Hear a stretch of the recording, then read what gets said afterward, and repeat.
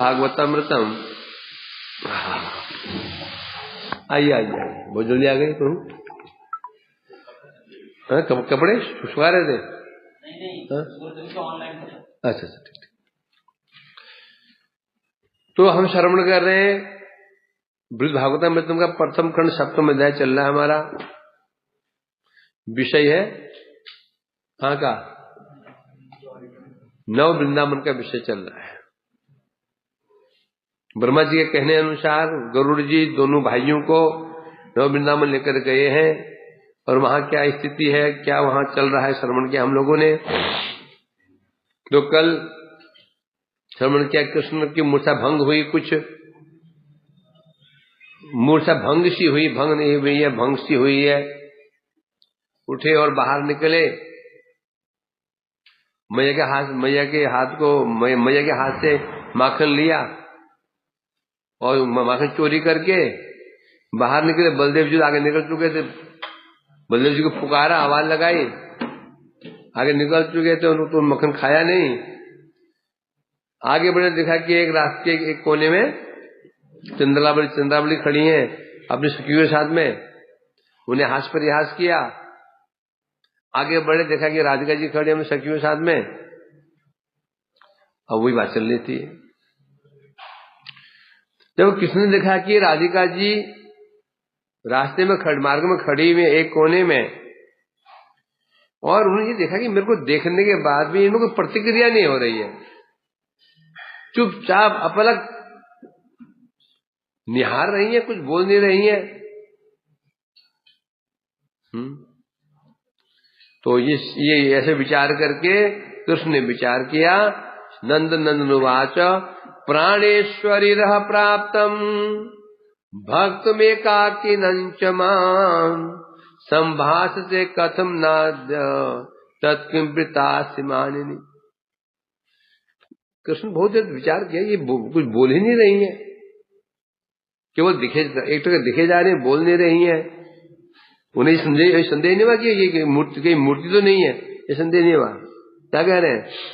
हे प्राणेश्वरी, अब यहां पर कोई है भी नहीं। अभी हम कहां पर है? रह प्राप्तम। हम एकांत में है, यहाँ कोई ब्रजवासी नहीं है, माताएं नहीं है, बाबा नहीं है, सखा भी नहीं है, बलदेव प्रभु नहीं, बलदेव जी भाई दाऊ भैया भी नहीं है। तो तुम मुझे बात क्यों नहीं कर रही हो? यदि कोई और होता तो संकोच के मारे बात नहीं करती, तो बात समझ में आती है। अब तो कोई भी नहीं है। रह प्राप्तम, ब्रजवासी है नहीं है। मैया घर चली जा चुके हैं, भैया आगे जा चुके हैं और सखा लोग चले गए, अब तुम और हम ही है। तो क्या कारण है?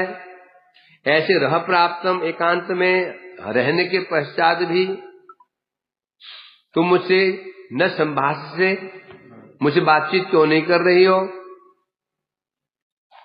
हैं? क्या बता रहे हैं? किम वृतासि मानिनी। तो क्या तुमने मुझसे मान कर रखा है? क्या मान कर लिया? मानिनी हो गई हो? क्यों? कैसे मानिनी हो गई हो? वृतासि, क्या तुम जान चुकी हो? क्या तुम वो वृतांत जान चुकी हो? क्या वो क्या वृतासि, तुम वो वृतांत को जान चुकी हो?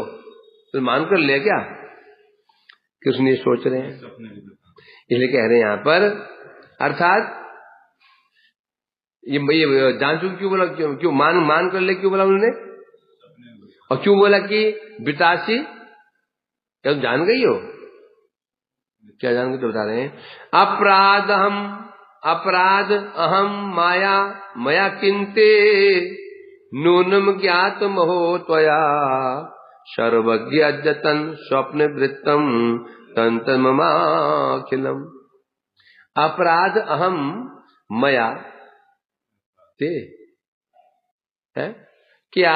जो मैंने अपराध किया, अहम अपराध मया अपराध कृतम, जो मैंने तुम्हारे चरणों में अपराध किया है, जो मैंने तुम्हारे चरणों में तुम्हारे प्रति अपराध किया है। ज्ञात ओहो मैंने ओहो कि क्या तुम जान गई हो जो मैं अपराध किया? तक ले आएगी ऊपर से।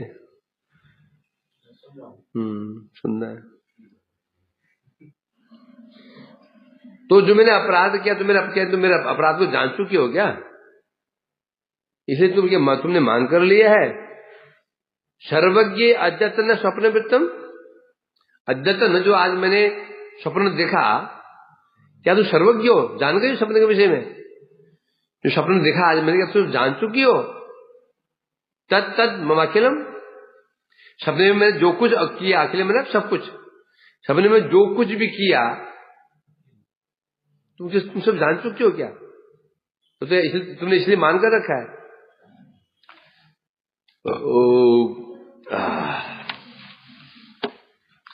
अर्थात कृष्ण विचार कर रहे हैं, यहां राधिका जी के मान करने का कोई कारण तो नहीं है। मान दो प्रकार का होता है, हेतुमान, अहेतुमान। कोई कारण हो तो हेतुमान कहते हैं, कोई कारण ही नहीं है। हेतुमान को दूर किया जा सकता है, अहेतुमान को दूर कैसे कर सकते हो? राधिका जी मिलने के लिए गए तो कृष्ण ने मान कर लिया। राधिका जी मिलने के लिए गई, कृष्ण मान करके बैठे हुए हैं। क्या बोल रहा है? मैं क्या बोला? मैं क्या बोल रहा था? वही मान क्या बैठे थे दोनों? राधिका जी कुछ विलंब से गई, कृष्ण ने मुंह घुमा रखा है सामने के, यहां को मुंह घुमा लिया, वहां तो बल्कि यहां घुमा लेते हैं। और राधिका जी बड़ा गुस्सा है, मान क्यों? हाँ विलंब से आई हूं मैं, कोई कारण नहीं तो पूछो कारण क्या था? कारण पूछा नहीं और यहां मुंह फैला के बैठ गए वो। अर्थात कारण क्या था? जब पहले मैं घर से निकली, चांदनी रात थी, तो मैंने सफेद कपड़े पहने, बाहर निकलते ही चंद्र को आच्छादित बादल ने कर लिया, फिर वापस गई काले कपड़े पहने, बाहर आई फिर बादल छिड़ गए, चांदनी का फिर अंदर गई सफेद कपड़े पहने, बाहर आई तो फिर बादल लग गए, वापस गई। कितनी बार कपड़े बदलते आ रही हूं, और तुम घुमा के बैठ गए। केवल राधे मान नहीं करते हैं, कृष्ण का मान भी ऐसे होता है। क्योंकि प्रेम तो ही प्रेम है, उसके दो पक्ष होते हैं। मान तो होना चाहिए, मान में प्रेम कैसा है ना? इसने बिना भयम न स्यात्, इसलिए प्रेम नहीं है तो मान नहीं, प्रेमी कैसा? वो प्रेम नहीं है जो मान नहीं है, प्रेम नहीं है। ये मान नहीं होता है और प्रेमी प्रेम ही नहीं है। और प्रेम क्या है? प्रेम शिथिल प्रेम है। क्या प्रेम है? वो सामान्य प्रेम है, मान नहीं होता। मान है जितना गाढ़ा मान होगा समझो प्रेम, उतना अत्यधिक होगा। तो इसलिए कहते हैं, अब किसने विचार किया, कुछ भी नहीं हुआ। मैं तो अभी सुबह सुबह निकला हूं, अभी गौशाला में उठने में वैसी देर हो गई थी, और ये मान करे कारण तो था नहीं है। तब कृष्ण विचार कर रहे हैं, अच्छा ये जो मान जो कर रही है, रात में जो स्वप्न देखा, स्वप्न की बात जान गई है। क्यों ऐसे मैंने कुछ किया ही नहीं है, अब सो के उठ रहा हूं मैं, अभी सो के उठ रहा हूं मैं, तो मान क्यों कि मुझे ऐसी कोई गलती हुई नहीं है। इसका मतलब जो रात को मैं स्वप्न देखा था, स्वप्न का विचार करके ये माननीय हो गई है। इसलिए कह रहे हैं अपराध अहम किंते, अहम कि तुम अपराध थे। राधिका जी मैंने जो आपके प्रति अपराध कर दिया, क्या तुम जान गई हो उसको? है इसलिए कह रहे हैं हम, शब्द नूनम, नून शब्द का अर्थ होता है वितर्क अर्थ में, क्या क्या क्या तुम माननीय हो गई हो, इसका अर्थ में नूनम शब्द का उपयोग होता है। अहो श्लोक में था ना, क्या श्लोक में था? ज्ञातम अहो, ज्ञातम अहो, अहो मैंने बड़े आश्चर्य की बात है? लगता है तुम सर्वज्ञ हो चुकी हो, लगता है तुम त्रिकालज्ञ सर्वज्ञ हो चुकी हो, सब जानती हो कि सपने में जो वृतांत जो मेरे साथ जो सपने में हुआ, उस वृतांत को तुम पहले जान गई हो, बिना बताए जान गई हो। है। इसका मतलब ये हुआ तुम कौन हो? सर्वज्ञ, मतलब सब कुछ जानने वाली हो। कारण क्या है? सपने में जो मुझसे अपराध हुआ, क्या अपराध हुआ एक बताएंगे। जो सपने में जो मैंने अपराध का कारण ही क्या तुम मानने हो गए? सपने में तुमने देखा जो मैं अपराध किया, अब किसने अपराध तो किया नहीं, वो सपना था, तो क्यों बोले मैं अपराध किया? सपने में तो किया ही है ना, किया तो है ही है। राधिका जी उसको समझ गई है, इसलिए कह रहे हैं यहां पर, किंतु जो मैंने स्वप्न देखा उसके वृत्तांत को दूसरा कोई भी नहीं जानता। यदि मैं सोचूं तुम्हें किसने बता दिया होगा, अभी मैं बता करके आया हूं। किसने बताया? मैंने किसे बताया? उन्होंने वृत्तांत, स्वप्न वृत्तांत किसने भैया को सुनाया, और वो भी थोड़ा सुनाया, पूरा सुनाया भी नहीं था। तो जब मैं क्यों बताया नहीं है तो तुम कैसे जान गई हो? ये कह रहे हैं और तुम सचमुच ही सर्वज्ञा हो है। अब बता रहे हैं कृष्ण ऐसी बातें क्यों कर रहे हैं? केवल मान भंजन के लिए, राधिका जी के मान को शांत करने के लिए, उन्हें प्रसन्न करने के लिए ऐसे वचन की परिपाटी बोली जा रही है। नाराज हो गए ना, अरे भैया आप तो बड़े महात्मा है, आप तो बहुत अच्छे वैष्णव हैं, आप बहुत दयालु हैं, बोलते ना मनाने के लिए किसी को, वो गुस्सा आ जाए, घर किसी को बोल दे गुस्सा आ गया तो हम कैसे क्या बोलते हैं? प्रभु जी आप तो बहुत दयालु है। अंदर से नहीं भी कह रहे मुझसे, आप बहुत दयालु है, आप वैष्णव है। मैं तो अब हूं ऐसा। तो कृष्ण जानबूझ करके राधिका जी को प्रसन्न करने के लिए ये वचन भंगी है, वचन परिपाटी है। वचसा भंगी यदि ये मधु, जिनकी वचन भंगी भी क्या है? मधु। ऐसा मंतव्य अब यहां बता रहे हैं, ऐसा मंतव्य नहीं किया जा सकता कि कृष्ण ऐसे वचन क्यों कह रहे हैं। उन्हें पता है कि राधिका जी नहीं प्रतिमा है। कोई ऐसे कहेंगे नहीं, कृष्ण ऐसी बात इसलिए कह रहे हैं क्योंकि उन्हें पता है सामने कौन है? प्रतिमा खड़ी हुई है। ऐसा वचन नहीं कहेंगे। इसलिए कारण क्या है? क्योंकि ये कारण कृष्ण वही कह रहे हैं जो ब्रज में होता था। कुछ भी ऐसा यदि यहां हो जाएगा जो ब्रज में नहीं होता था तो ब्रह्मा जी सारी पोल पट्टी खुल जाएगी, सारी पोल पट्टी खुल जाने वाली है। एक भी कदम गलत हुआ जो वहां मेल न खाए, किसी मन में डाउट आ जाएगा ये हो कैसे गया। महाप्रभु वृंदावन की ओर संन्यास लेके आ रहे थे ना, वृंदावन की ओर। नित्यानंद जी पहले पहुंच गए, कुछ ग्वाल बालकों से बोल दिया, वो पीछे सन्यासी पागल आ रहा है ना, उसे बोलना, वो तुमसे पूछे वृंदावन का रास्ता कौन सा है, तो उनको यहां को दिखा देना। प्रभु जी आए, महाप्रभु, बच्चों ये वृंदावन का रास्ता कहां पर है? बोला ये इधर को है। दौड़े चले जा रहे।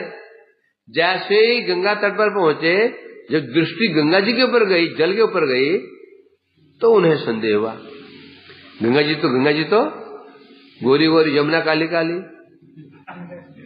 यमुना जी काली काली है, ये गोरी गोरी कैसे गंगा जी हो गई? तब उनका भाव टूटा। तब देखा दोनों तटों पे ऊंचे ऊंचे नारियल के पेड़। ब्रज में नारियल के पेड़ कहां से आ गए? उसी प्रकार से यहां जो कुछ हो रहा है ब्रज में, नित्य ब्रज में ऐसा ही होता था इस ब्रज में। तो इसलिए कह रहे हैं कि कृष्ण को आश्चर्य नहीं हो रहा है। राधिका जो चुपचाप खड़ी हुई है, घूर रही है, वो आज की बात नहीं है। क्योंकि ब्रज में राधिका की प्रेम की व्यवस्था के कारण ऐसी पहले हो गई है। कृष्ण को संदेह क्यों नहीं हुआ?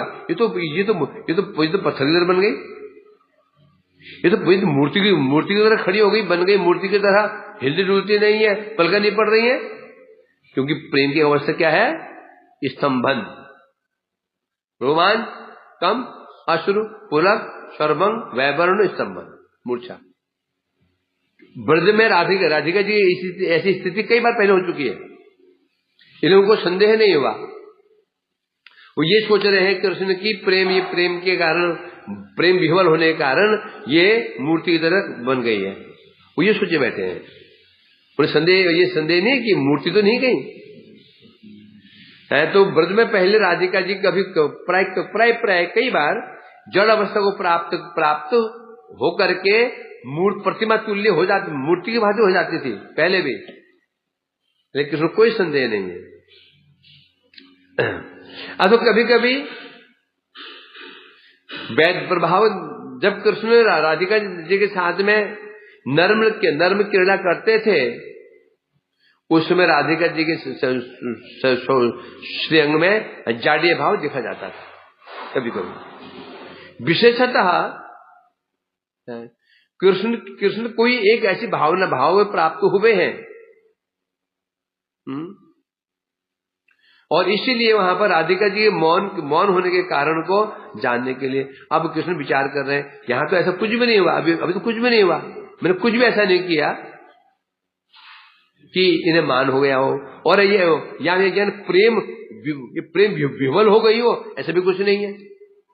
प्रेम विह्वल कब होते हैं?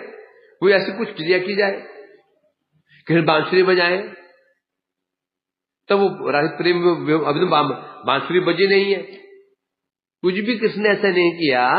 क्यों? प्रेम क्यों? क्या चाहिए? भाव, विभाव, अनुभाव और उद्दीपन, आलम उद्दीपन चाहिए ना, विभाव, अनुभव, आलम, उद्दीपन भाव, उद्दीपन होना चाहिए। उद्दीपन तो हुआ ही नहीं है कुछ। यदि मैं बांसुरी बजाता तो राधिका जी प्रेम में आविष्ट होकर के जड़वत हो जाती, कुछ तो हुआ ही नहीं है, कुछ भी नहीं हुआ, कुछ भी नहीं हुआ। ये तो बोलो दो कारण होता है, एक तो मान के कारण होगा या प्रेम की विह्वलता के कारण होगा। ये मान करेंगी मैंने ऐसे कुछ किया ही नहीं अभी, प्रेम विह्वल के कारण बोलो तो भी कुछ हुआ ही नहीं अभी, हम सामान्य स्थिति में है। दोनों अवस्थाओं में ये अवस्था नहीं होनी चाहिए थी। तो कृष्ण कारण जानना चाहते हैं कि राधिका जी ऐसे जड़ भाव को कैसे प्राप्त हो गई। ये विचार यहां पर ये है कहने का। तो टीकाकार कह रहे हैं यहां पर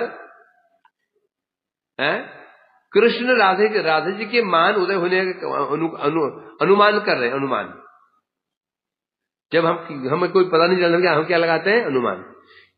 कोई घटना घटी, हम पता नहीं हो, ऐसे हुआ होगा, ऐसे हुआ होगा, ऐसा हुआ होगा, वैसा हुआ होगा करते हैं, पता तो नहीं है। ये होता ना, कोई घटना घटी, हम पता नहीं है, बाद में पहुंचे सुना है हमने, तो हम भी कल्पना करते हैं ऐसा हुआ होगा, ऐसा हुआ होगा। तो कृष्ण यहां पर अनुमान लगा रहे हैं। तो वो तो फिर कृष्ण भगवान ही कैसे हैं? दोनों ये पता नहीं है मुझे पता नहीं है, फिर तो सामान्य मनुष्य हो गए। तो पता होना चाहिए राधा जी क्या है, हो क्या रहा है। तो भगवान कैसे हैं? क्या मानोगे? कारण क्या है? नर्वत लीला है। नर्वत लीला में वो ये नर्वत ऐसी, यदि किसी स्मरण नहीं बना रहा तो नर्वत लीला कैसे होगी? याद आया ना, जब कृष्ण भागे थे वो रथ का पहिया लेकर के, पृथ्वी डगमग क्यों हुई थी? और जब कृष्ण दौड़ते हैं, गाय के पीछे पीछे दौड़ते हैं, तब डगमग क्यों नहीं होती? क्या आया था उसमें?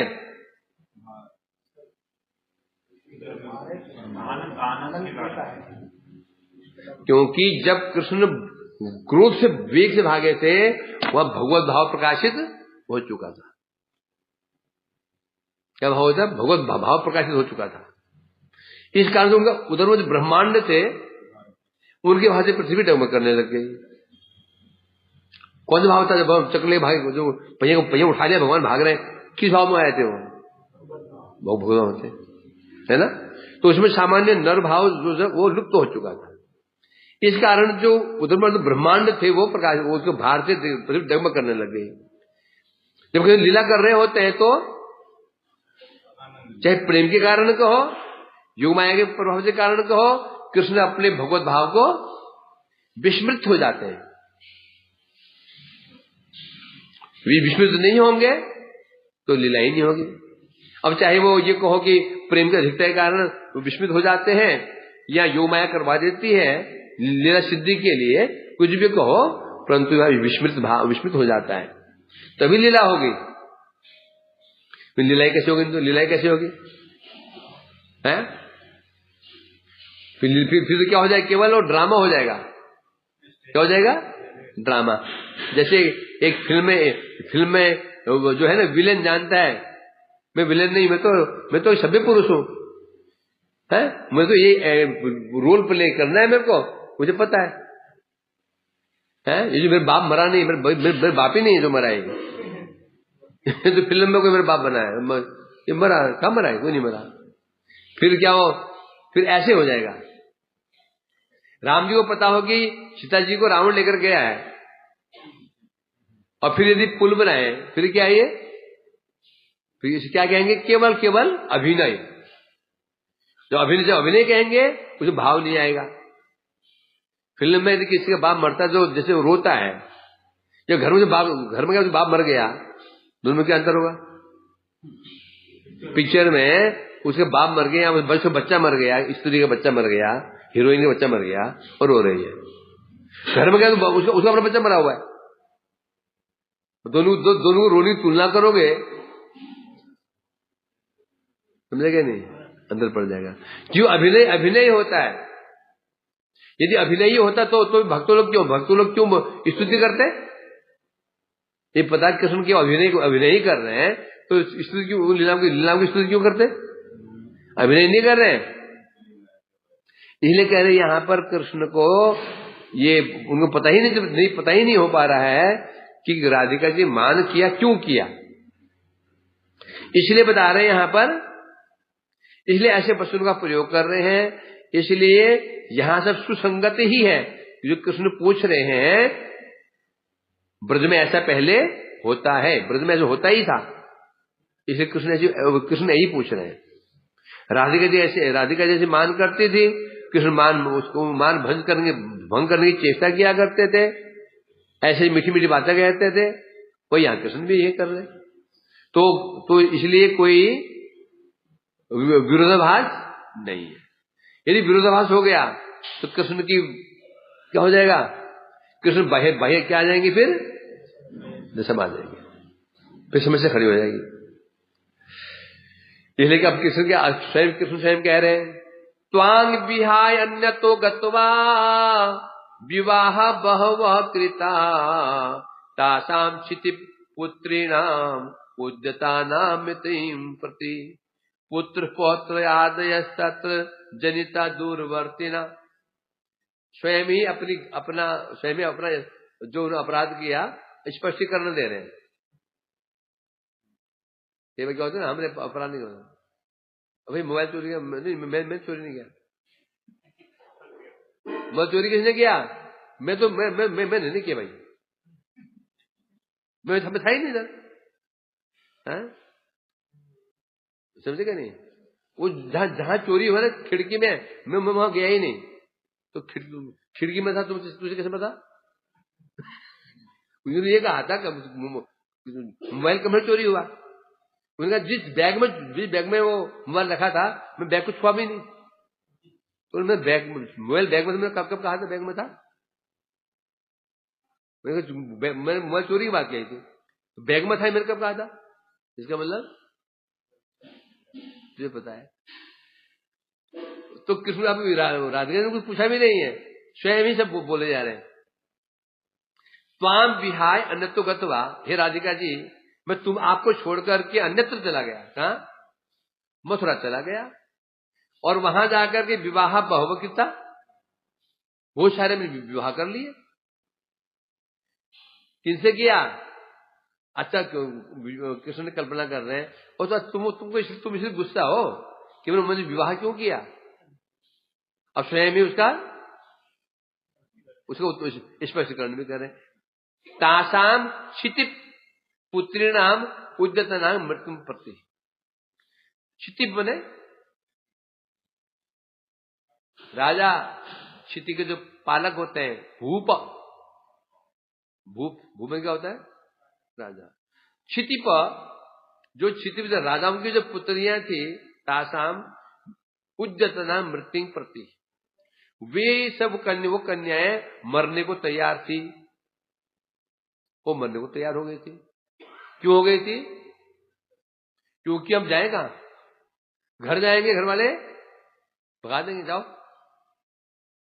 घर वाले घर रखेंगे नहीं कि तू कहां गई थी, अपवित्र हो गई है, स्त्री की बड़ी समस्या है, तो रखेंगे नहीं, तो मरना ही है, तो वो तो अब क्या मुंह लेकर वहां जाएंगे?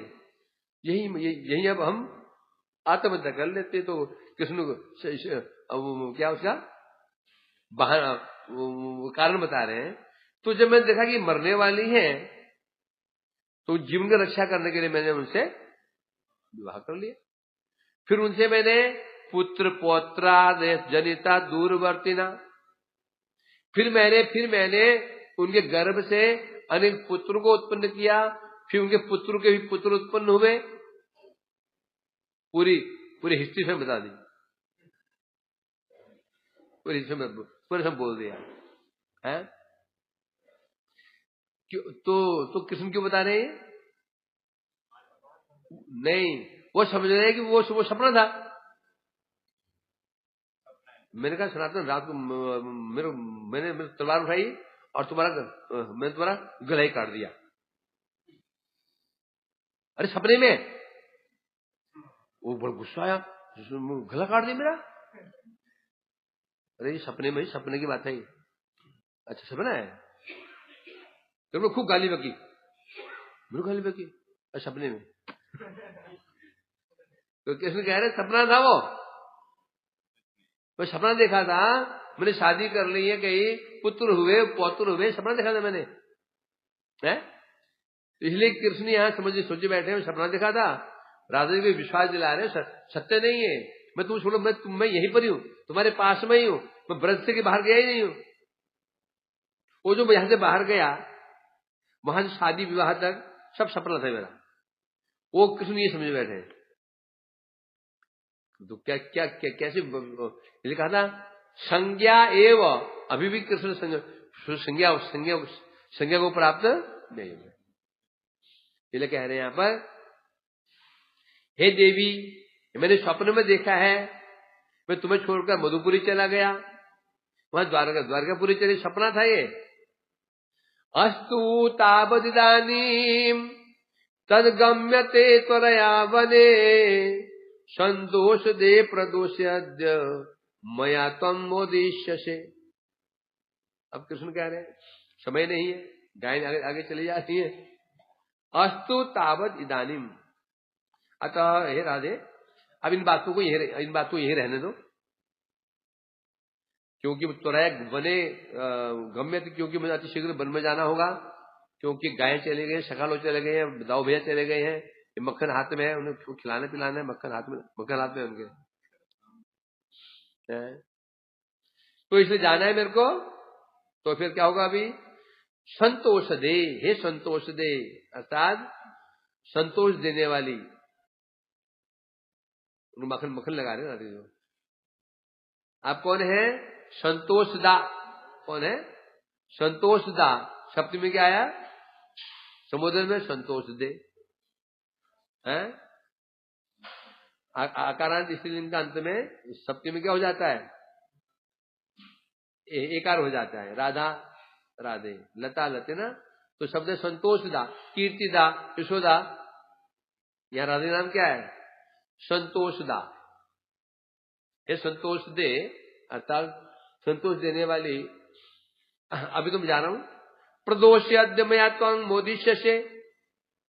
अब शाम को जब गोचारण से आऊंगा, उसके बाद प्रदोष काल में जब मैं तुमसे मिलूंगा, संध्या को मिलूंगा, त्वं मोदिष्य से, उस समय मैं पूरी घटना, पूरी सपने का वृतांत सुनाकर तुमको आनंद प्रदान करूंगा। वो सोचे बैठे सपने की बात है, इनको सुनाऊंगा, इनको आनंद होगा।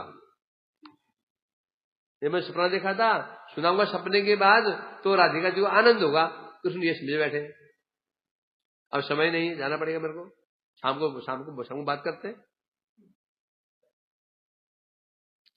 परीक्षित उवाच इत्थं सपुष्प विक्षेपं वदनं दृष्ट्वा दिशो अखिला तां संचुम्बन मालिंग्यं गोगोपे संगतो ग्रत।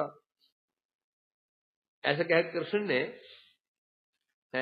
एक फूल हाथ में लिया, राधे जी के शरीर पर फूल फेंक दिया से, फूल उनके ऊपर फेंक दिया से, फूल फेंक दिया उनके ऊपर, और फूल फेंक करके और दृष्टवा दिशो अखिला, यहां वहां चारों ओर देखा, कोई नहीं है।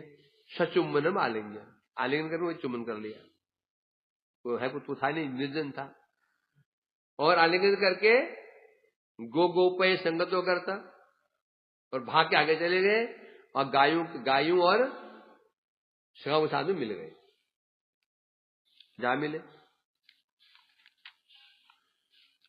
टीका में कह रहे हैं पुष्पाणाम विक्षेप राधाया प्रक्षेपस्ते न छयतम यथा शात तथा इति उक्त प्रकारम वदन। अर्थात ऐसे ब्रज में पहले होता था, राधिका जी जड़वत हो जाती थी, उसने ऐसी पुष्प फेंक के उनको ऐसे पुष्प फेंक दिया करते थे, उनको पुष्प मार देते थे, ऐसे उनका आलिंगन कर लिया करते थे। यहां दृष्टवा दिशो अखिलम, अखिल मैंने सब दिशाओं में देखकर, यहां देखा, आगे देखा, पीछे देखा, ओली कोने में देखा, कोई नहीं है।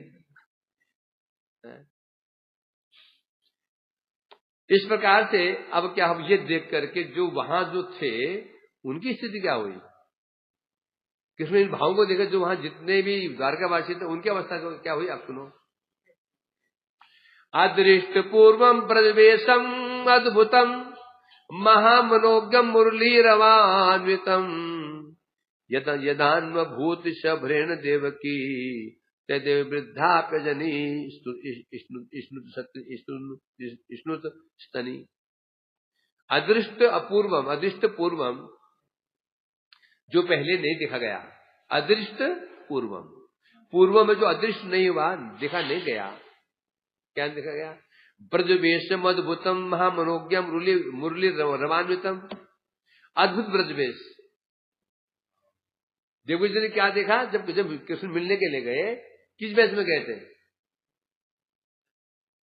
राजकुमार का वेश था। बोले अभी तो युद्ध करके कैसे हुआ, राजकुमार वेश कैसे हो गया, अभी तो युद्ध करने जा ही रहे हैं, वो युद्ध करके जा रहे हैं, बोलो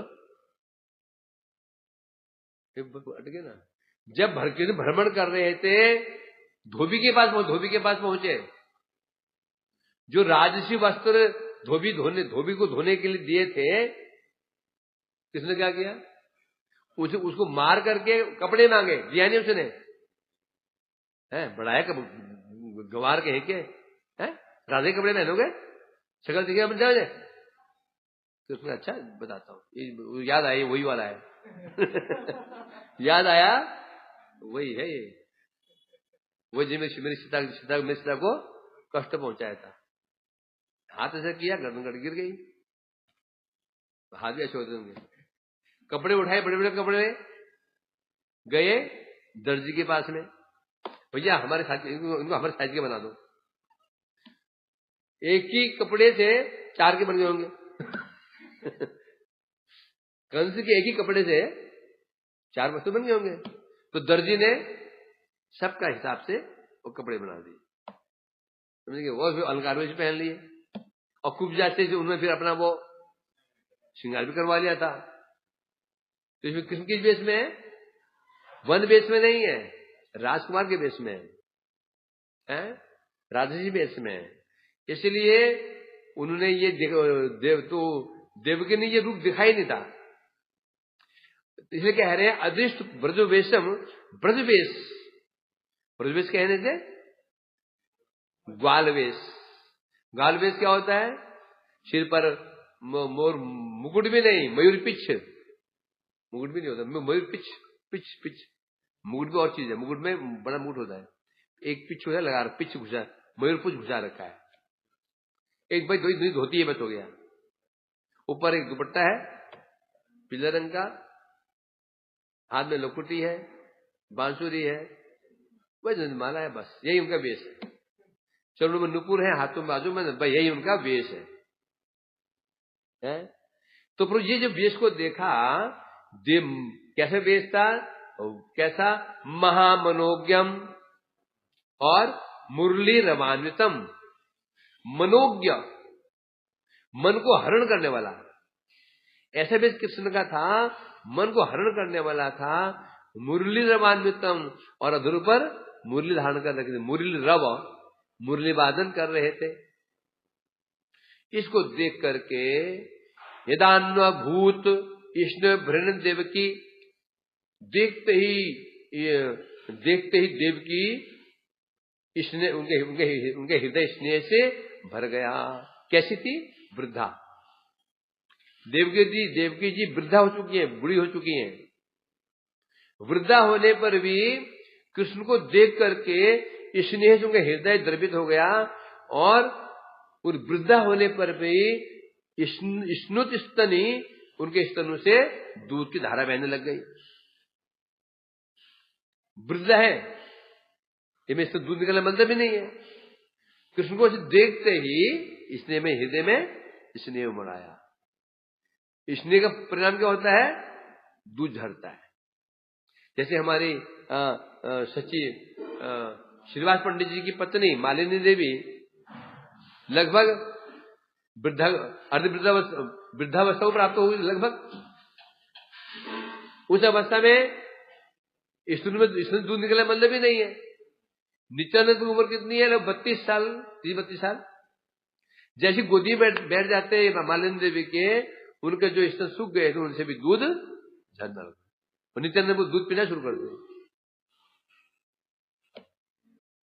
यही कह रहे हैं यहाँ पर, उस कृष्ण के उस वेश को देख करके देवकी मैया के हृदय में वात्सल्य उमड़ आया। स्नुत स्तनी, दूध झरने लगा। अब यहां बता रहे हैं, इस प्रकार से ब्रजवासियों के प्रति कृष्ण का जो भाव है बताया। अभी क्या बताया? यहां तक क्या बताया था अभी? ब्रजवासियों के प्रति कृष्ण का भाव ये दिखाया है। वो दिखाने के लिए बहुत वृत्तांतों को दिखाया, और ब्रजवासियों की जो महिमा को स्थापित करने के लिए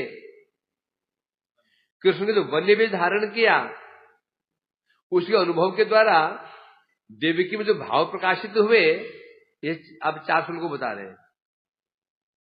कृष्ण जो वन वेश था, उसको देख करके जो देवकी देवी जो भाव उदित हुए, 4 श्लोक, देवकी नहीं, देवकी आदि में, देवकी कहने, देवकी और रोहिणी जी, रोहिणी नहीं, देवकी और उनकी रानियां पद्मा, इनमें क्या भाव उदय हुआ, इसको यह बताया जा रहा है।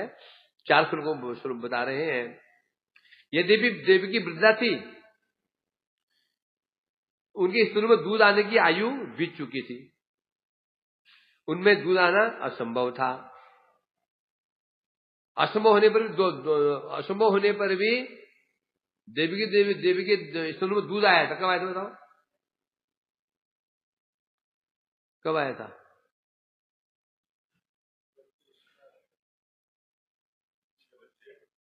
जब कंस वध हो गया, कृष्ण ने अपने माता पिता को बंदी के शाला से छुड़वाया उनको, है, तब सब ठीक चल गया, सब सामान्य हो गया। तो देवकी ने कहा एक दिन अपने पुत्र कृष्ण से, कृष्ण ने सुना है तुमने अपने गुरु के मरे हुए पुत्र को, जो कई वर्ष पहले मर चुका था, ले आए थे। तो बेटा कृष्ण, तेरे भाई जो तेरे मामा ने कंस ने मार दिया था, मैं उनको अपने स्तनपान नहीं करा पाई, क्योंकि जन्म होते ही वस्तु लेके तेरे पिता लेके चले गए, और तेरे मामा ने मार डाला उनको। बड़ा हृदय बड़ा कष्ट होता है उनका स्मरण करके। बस इच्छा होती एक बार उनको अपने स्तनपान कराऊं।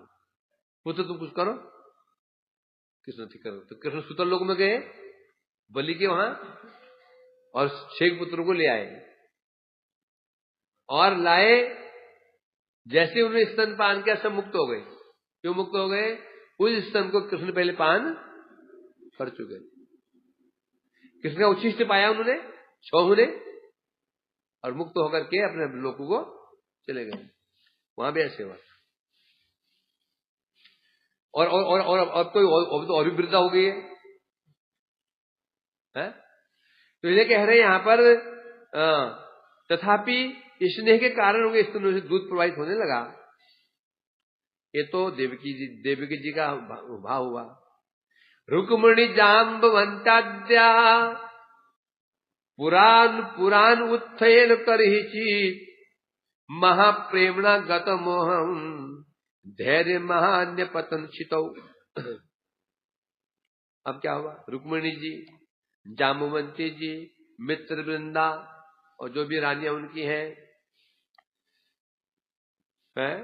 पूरा अनुत्थेन करहिचित, पूरा अनुत्थेन करहिचित, जो महिषियां थी उन्होंने पहले जो अनुभव नहीं किया था, उन्होंने ऐसा अनुभव ही नहीं किया था, उस महाप्रेम का उदय होने से कृष्ण को इस वेश में देख करके उन महिषियों का जो भाव उदित हुआ, जो प्रेम उदित हुआ, भाव उदित हुआ, अनुभव किया कि आज तक ऐसा नहीं हुआ।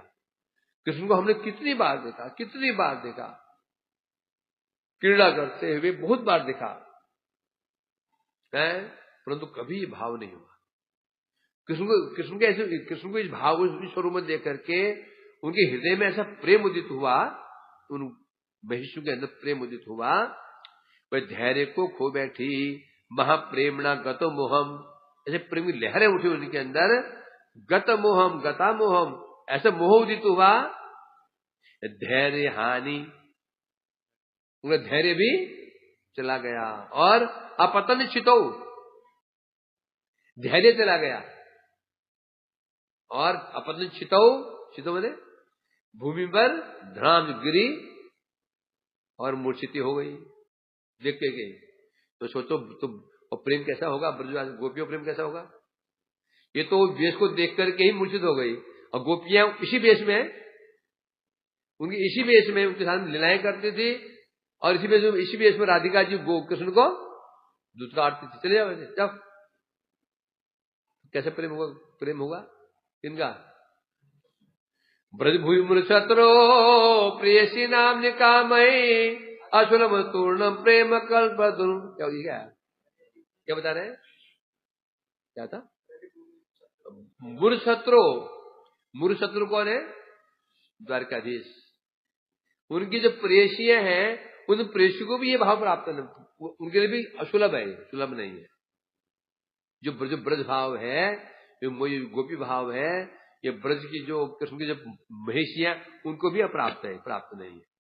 परंतु तत्प्रेमेजम जनेति भूमो स्नातुरुच्चै, जो इस राधा कुंड में स्नान कर लेता है कृष्ण, राधा कुंड क्या करता है?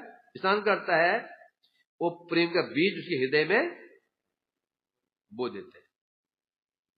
तो ये जो इनके, तो सोचो इनका भाव उनका भाव, मतलब गोपियां कितनी, उनका प्रेम गंभीर है, क्यों?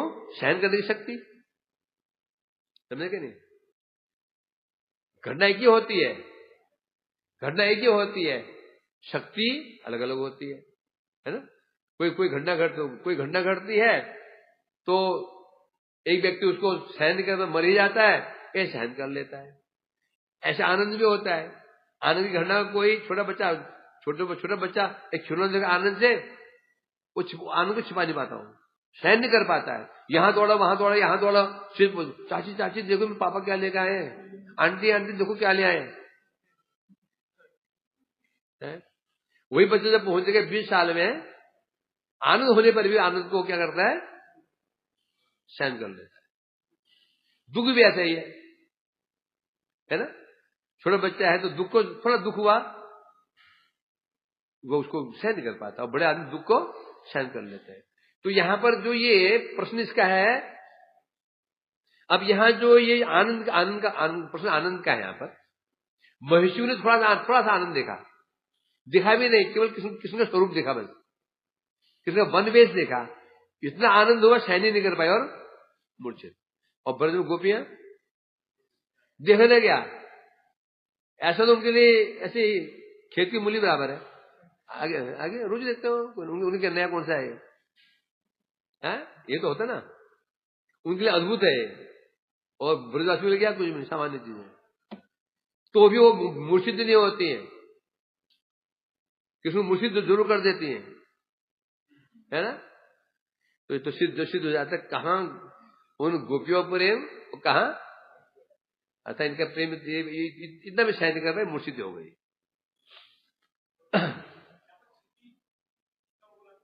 सप्तमी है ना, शीत की सप्तमी शीत हो जाता है? सप्तमी है, सप्तमी वक्त ना सप्तमी शीत हो जाता है, जो संबंध अधिकरण में शीत हो जाता है। शीतो में भूमि में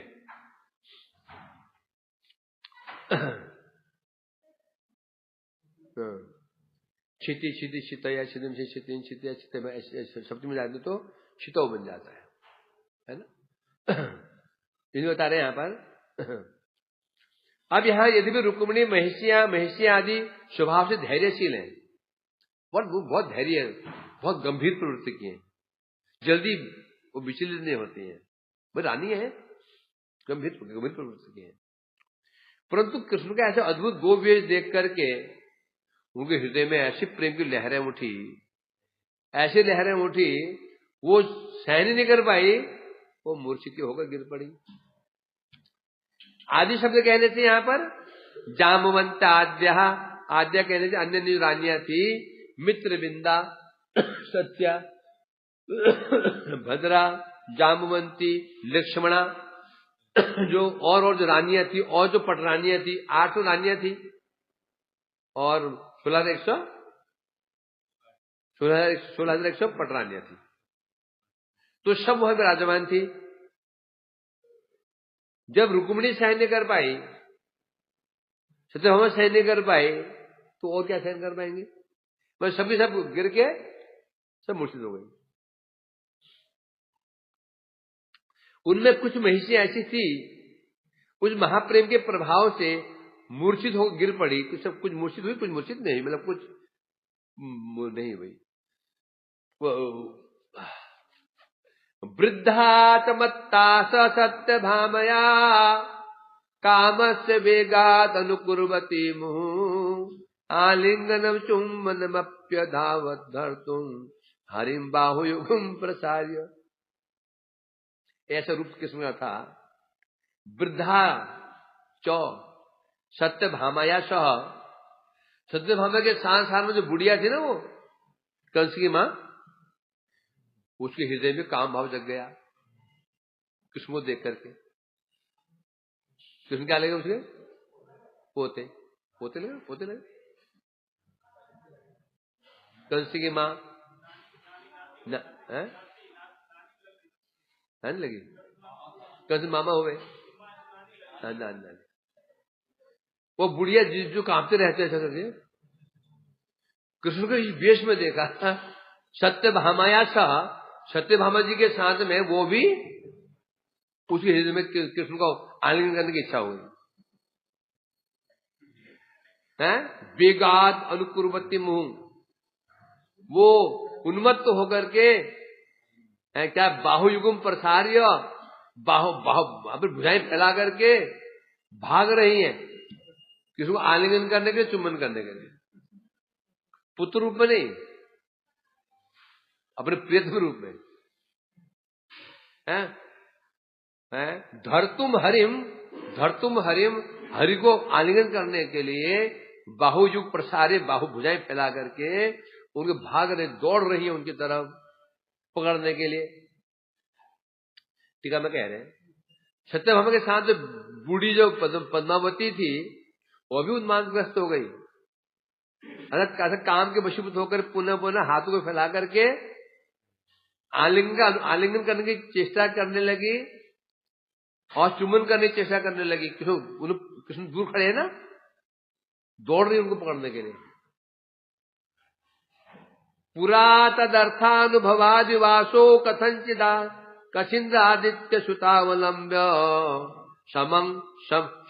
समं प्राग्य वरोद्धवेन बलाद्विकृष्यावरोध ते द्वै। पुरा तदर्थानुभाव आदिवासो कथंचित आदित्य सुता अवलंब्य। आदित्य सुता कौन है? अवलंब्य समं प्राग्यवर उद्धवेन बलाद विकृष्य अवरुरोध ते द्वे। अब हुआ क्या? पूरा तदर्थानुभव भवादि आसो। अब यहां बता रहे हैं यहां पर आदित्य सुता सूर्य नंदिनी यमुना जी, कालिंदी, जो हम कालिंदी रूप में है। वृंदावन में जो यमुना रूप में है वहां किस रूप में है? कालिंदी रूप में है। कालिंदी जी कौन है? पूरा तद अर्थानुभाव। कालिंदी जी ब्रज के भावों को जानती है। क्यों? पहले वो कहां थी? वृंदावन में। तो वो इन भावों को उन्हें कृष्ण इस रूप में देखा है, तो उन्हें बहुत ज्यादा वो मतलब कि मोहग्रस्त नहीं हुई। क्योंकि आदिवासो पहले वहां रहती थी, ब्रज में रही, तो उन्हें देखा है कृष्ण को इस रूप में देखा है? समंग प्राग्य वरोद्धवेन। इसलिए किसी प्रकार से उन्होंने अपने आप को धैर्य धारण तो कर लिया, बड़े कष्ट धैर्य धारण किया, बड़े कष्ट से अपने आप को संभाला। कैसे? समंग सम मैंने क्या होता है? सम मैंने होता है अपने मन को कंट्रोल करना। सम से बनता है शांत, सम से बनता है शांत, शांत नहीं शांत। शम और सम ने होता है बड़ी मुश्किल से उन्होंने अपने आप को शांत किया है। उसके पश्चात तब क्या किया उन्होंने? प्राग्य वर उद्धवेन बलाद विकृष्य। जब दौड़ने के लिए जा ही रही थी, उस समय कालिंदी ने अत्यधिक कष्ट को धैर्य धारण किया। फिर उद्धव जी के साथ मिल करके बलपूर्वक दोनों को रोक लिया। दोनों कौन? सत्यभामाया सा पद्मा। आगे सत्य दौड़ रही, पीछे पीछे पद्मा। आगे सत्यभामा दौड़ रही आलिंगन करने के लिए, पीछे वो बुढ़िया भी दौड़ रहे। तो उसमें कालिंदी ने देखा तो गड़बड़ हो जाएगा, तो कालिंदी ने बड़ी मुश्किल से उद्धव से कह करके दोनों ने पकड़ा उनको, एक को एक ने दूसरे को। अब रुरोध तेज में दोनों को रोक लिया, मार्ग में रोक लिया, रास्ते में ही। अब उनको रुक नहीं दो, आगे तो कल पढ़ा जाएगा। वांछा कल्पतरु